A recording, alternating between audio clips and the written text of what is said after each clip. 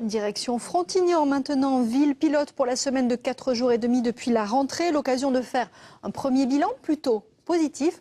Frontignan pourrait bien servir d'exemple pour l'éducation nationale. Reportage Florent Hertmann et Cédric Météron. Frontignan est un cas d'école. C'est dans l'Hérault la seule commune de plus de 20 000 habitants qui a dit oui à la réforme des rythmes scolaires.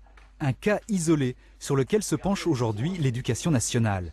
Enseignants et services de l'État font le point sur l'organisation mise en place depuis la rentrée dans les 10 écoles de la ville. Un premier bilan d'étape globalement positif.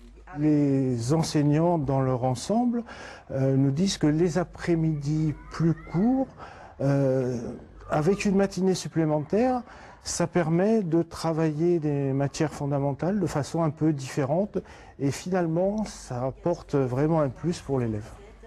À Frontignan, la réforme n'a pas fait grincer les dents grâce à la concertation menée en amont et poursuivie depuis la rentrée. L'explication est admise par tous les participants à ce séminaire.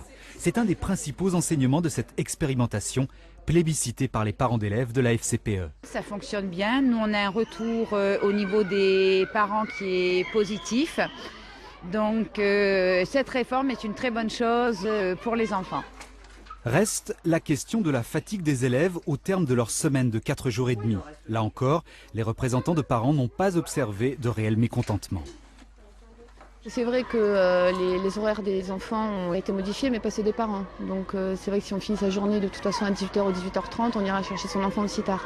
Donc les gens voient plus le fait que la journée de l'enfant reste aussi longue et ne voient peut-être pas le fait que c'est les heures d'enseignement qui sont raccourcies et que du coup peut-être que les enfants arrivent davantage à apprendre.